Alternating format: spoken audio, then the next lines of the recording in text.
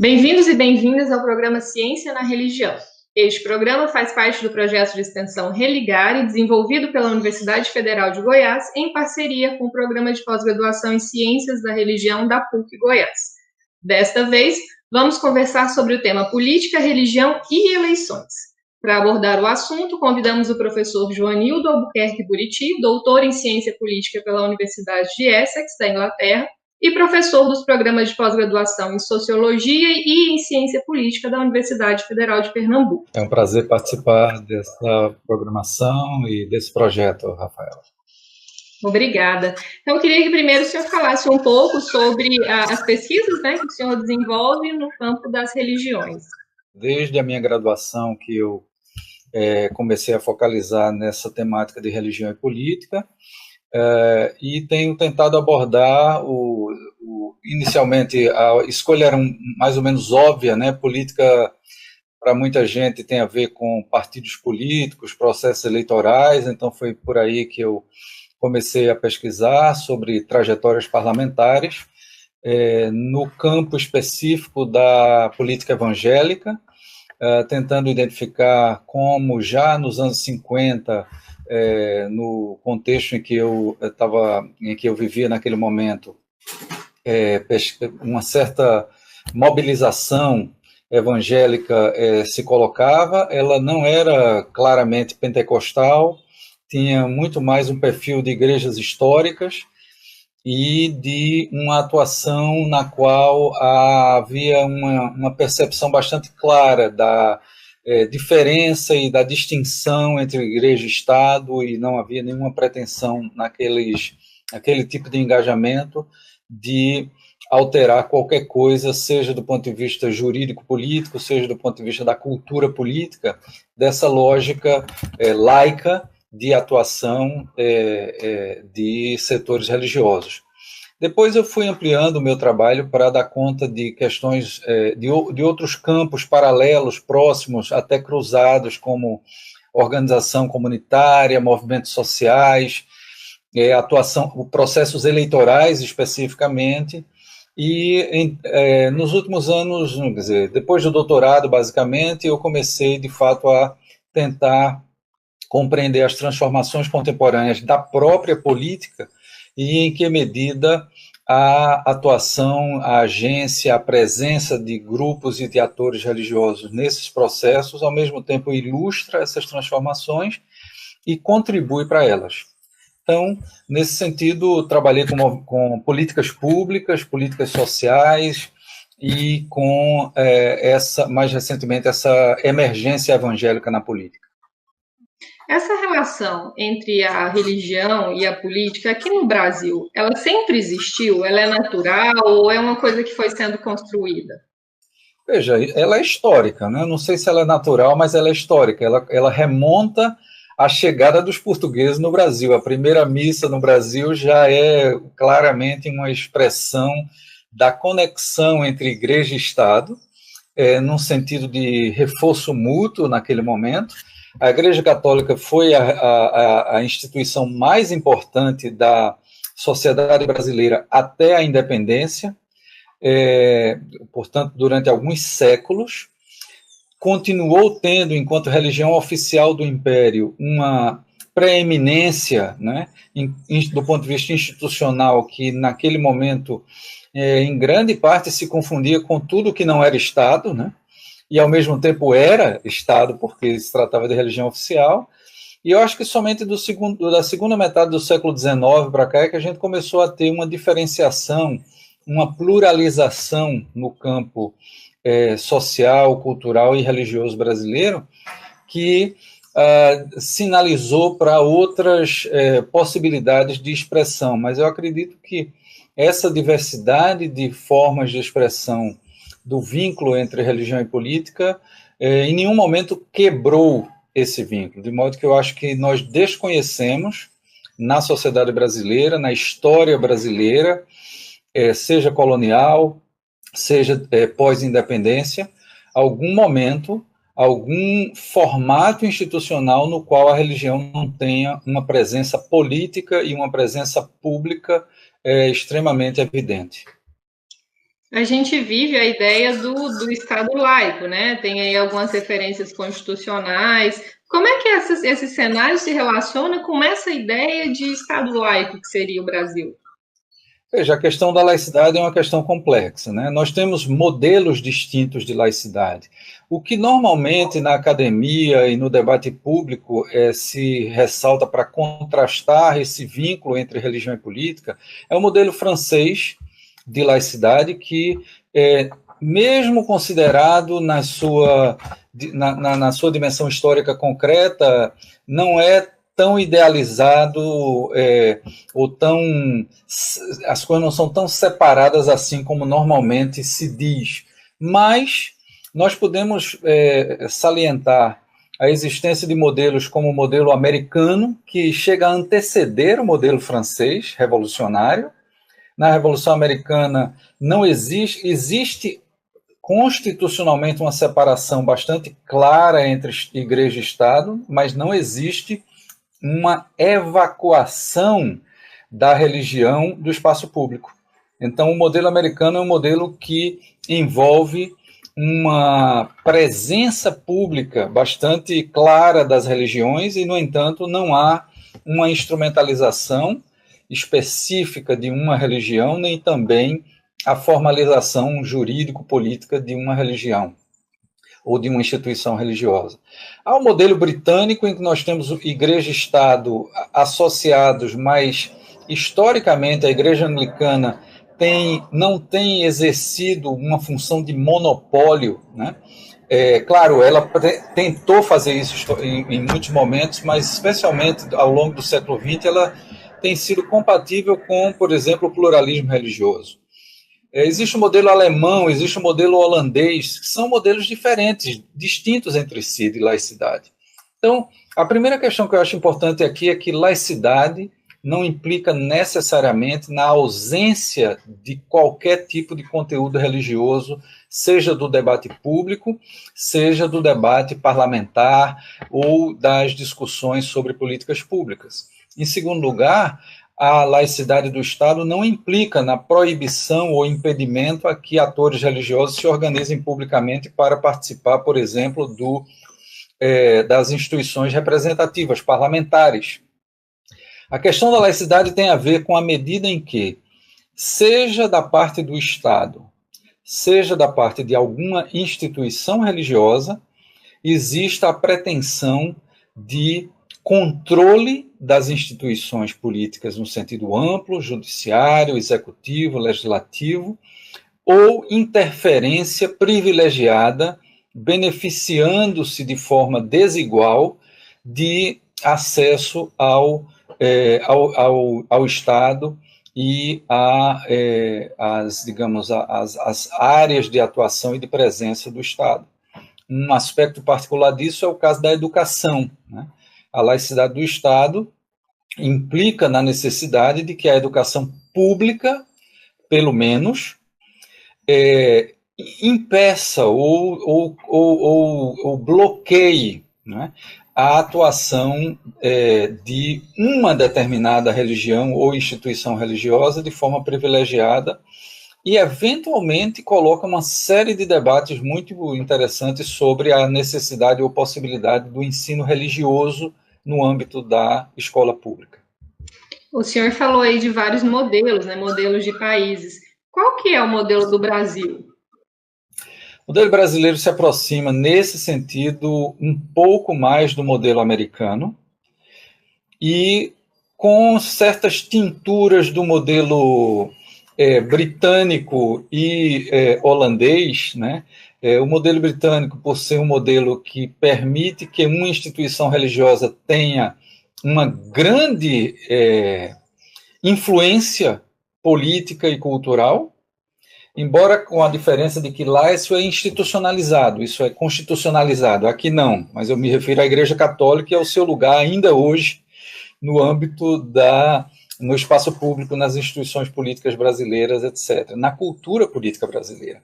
E o modelo holandês, por ser um modelo que procura assegurar representação a diferentes grupos religiosos, seja pensando na proporcionalidade da sua presença demográfica no país, seja tentando criar canais que, entre aspas, normalizem essa atuação política desses grupos. O modelo americano, que eu acho é o modelo mais parecido, com o qual nós parecemos mais, é um modelo no qual existe a laicidade, no entanto, o espaço público das instituições não veta a mobilização, a presença, a tentativa de interferir em decisões dos grupos religiosos. Apenas trata esses grupos como quaisquer outros, de maneira que procura não privilegiá-los sobre os demais, procura que valores e o viés religioso desses grupos não venha a se impor sobre o conjunto da população ou sobre minorias específicas. Então, acho que, embora o contexto brasileiro também tenha distorções muito graves, ele combina elementos de diferentes modelos. Na verdade, nenhum modelo é puro, né? Nenhum modelo enfim, absolutamente singular, etc. Então, o nosso caso é um pouco isso, é um caso de grande porosidade, a presença organizada das religiões, mobilizações, representação eleitoral, etc., e com uma marcação constitucional na qual a Igreja e Estado se mantêm distintos e autônomos. E como que esse cenário influencia na questão eleitoral? Esse ano, por exemplo, nós temos eleições municipais. O quanto que essa questão das religiões acaba influenciando no processo eleitoral? Bom, há várias questões envolvidas aí. Vamos pensar primeiro na questão do sistema de partidos. A lei brasileira impede a constituição de partidos religiosos. Não é possível ter partidos de religiões ou de organizações religiosas. E aí é onde já entra uma das distorções do sistema político brasileiro, é que, embora legalmente não exista nenhum partido que pertença a uma religião, e aí, por exemplo, a gente tem PSC, Partido Social Cristão, não é o nome cristão que vai tornar esse partido um partido religioso, ou um partido de uma organização religiosa específica. No entanto, nós temos, na prática, uma espécie de relação privilegiada de organizações religiosas com determinados partidos, certo? E, por outro lado, e aí isso autoriza que no debate público mais amplo, na mídia, etc., se chegue até a falar do partido da igreja tal, do partido da igreja tal, como se isso fosse uma situação possível do ponto de vista legal. Não é, né? Não é. Mas a gente sabe que, por exemplo, o PSC é um partido que tem uma forte influência, se não direto controle, das Assembleias de Deus no Brasil. O Partido Republicanos, né, desde a sua existência anterior com outros nomes, etc., tem tido fortíssima influência da Igreja Universal do Reino de Deus. O Partido Social Cristão também tem elementos da Igreja Católica, mas a Igreja Católica já não recorre mais a essa instrumentalização de partidos. Ela procura uma outra estratégia hoje, que é uma estratégia bifronte, na qual, através dos seus bispos e padres, ela tem uma relação direta com as autoridades políticas, e através de leigos e clérigos, ela também procura influir do ponto de vista eleitoral. No sentido dos processos eleitorais, a grande novidade brasileira tem sido, desde meados dos anos 80, mas especialmente a partir de meados dos anos 90, as associações e articulações político-eleitorais de grupos evangélicos com candidaturas específicas. Isso é uma grande marca do nosso cenário político desde então.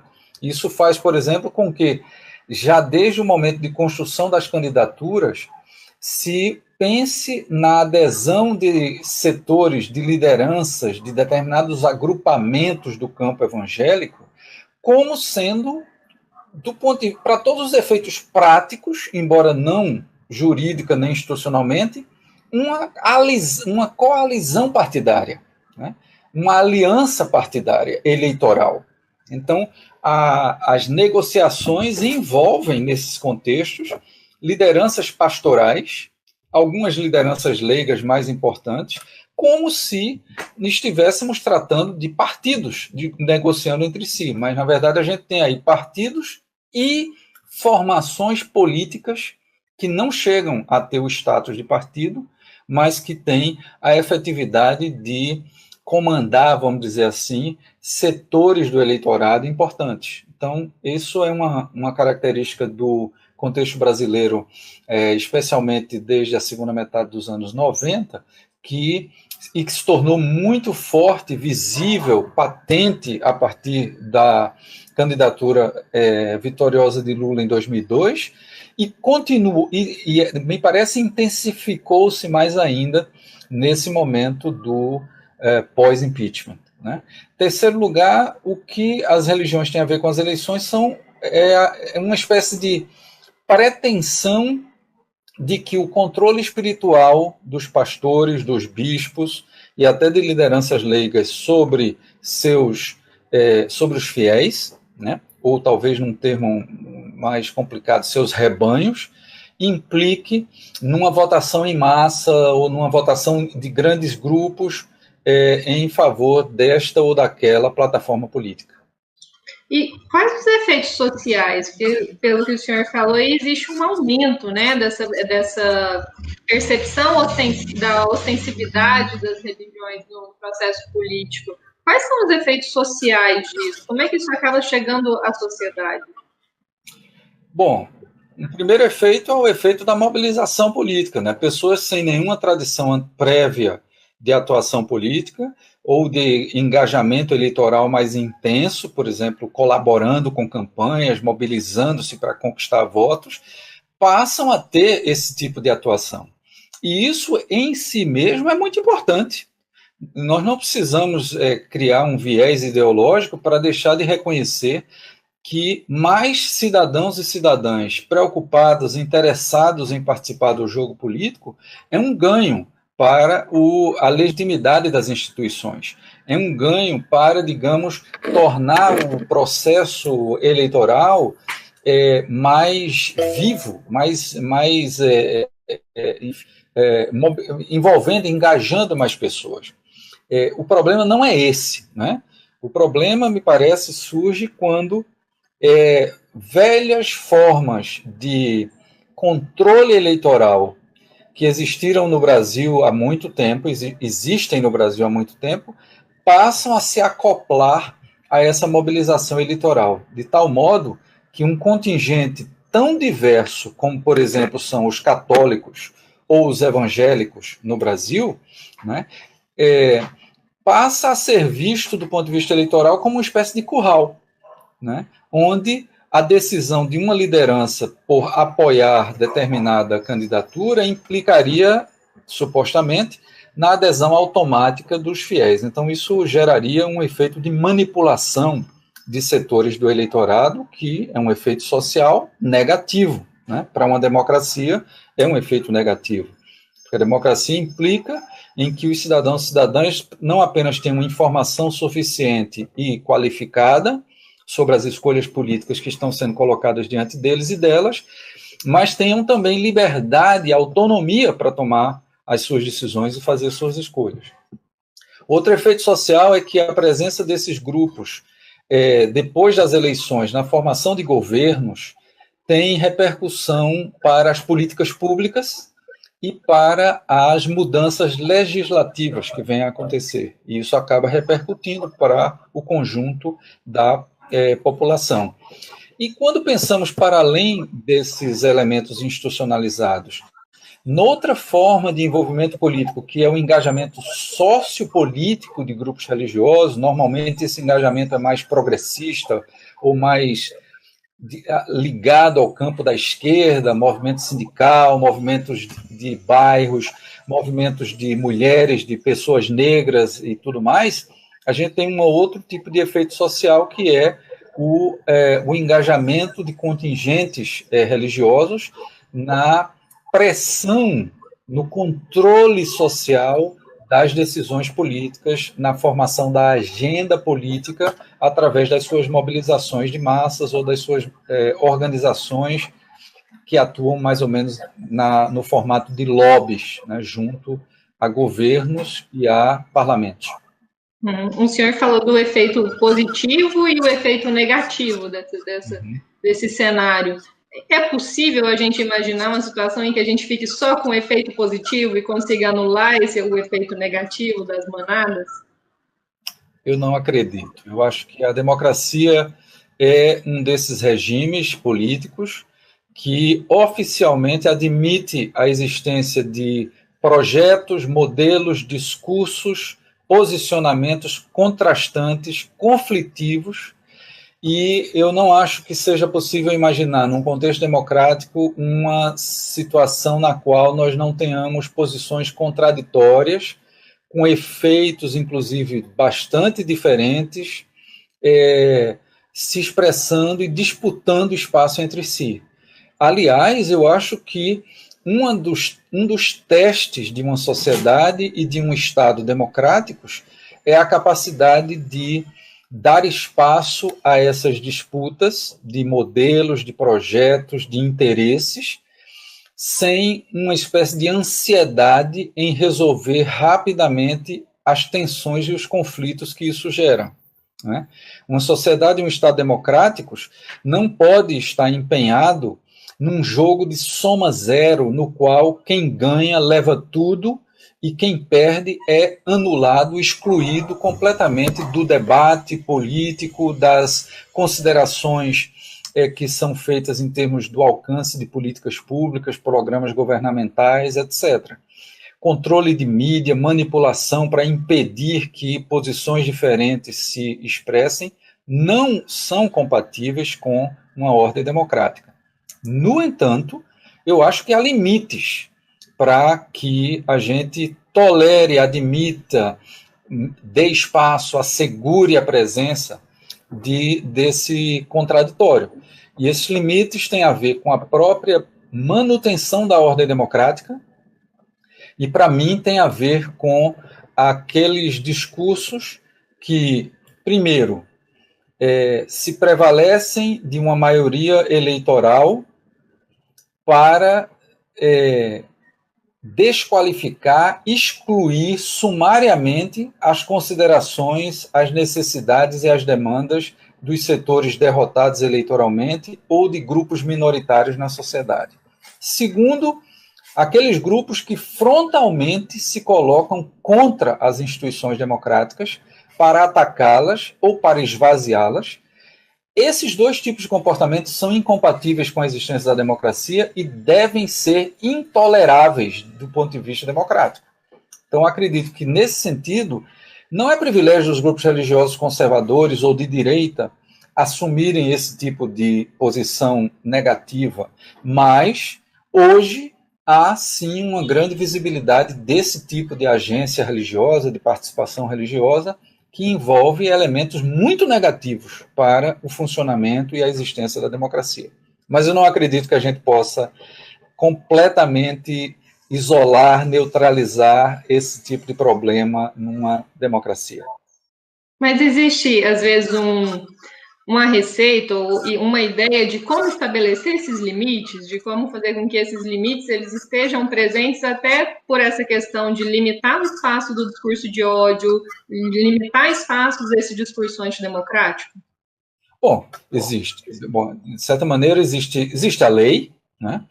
Mesmo a lei vigente no Brasil já seria suficiente para coibir alguns excessos e alguns abusos que nós temos tido, tanto no uso dos espaços de deliberação pública, de comunicação pública, como no funcionamento das instituições, no comportamento das pessoas, digamos, ocupando funções e cargos públicos.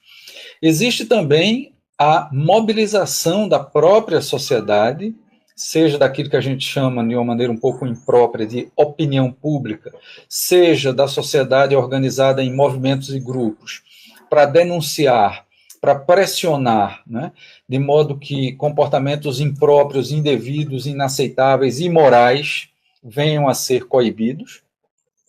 E acho que, no limite, quando transborda, digamos, a violação desses elementos de respeito à democracia do plano das argumentações, mesmo manipuladoras, para o plano da intimidação e da violência física, é preciso o uso dos aparelhos de repressão, inclusive legais, né, do ponto de vista de processos judiciais, etc., mas também, eventualmente, quando necessário, o uso da força policial para coibir, né, a desfiguração da democracia a partir do extrapolamento de comportamentos políticos que, seja por motivação religiosa, seja por motivação puramente ideológica, ultrapassem esses limites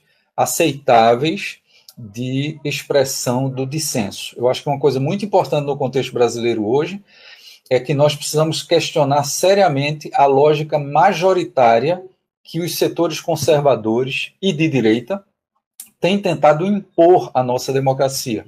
É óbvio que a democracia é um regime que busca expressar a vontade da maioria.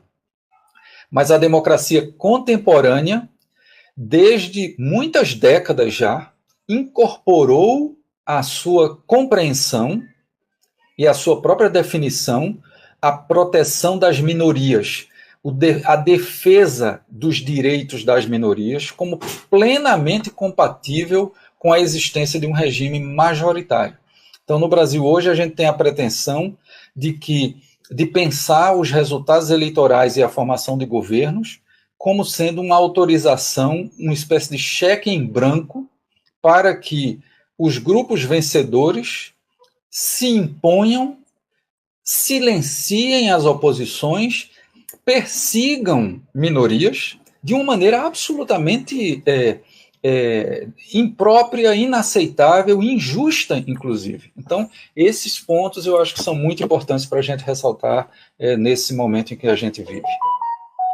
E são pontos que a gente tem vivenciado, né? A gente tem visto muito esse cenário de silenciamento daquilo que não está de acordo com o que, às vezes, algumas vertentes políticas professam aí.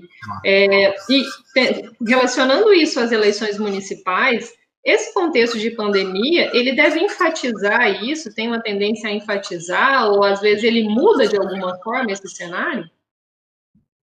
Veja, o contexto da pandemia coloca muitas incertezas sobre o nosso processo eleitoral, né? Porque nós vamos ter eleições municipais numa situação na qual o debate político eleitoral, tal como nós entendemos até o início de 2020, né, até poucos meses atrás, é completamente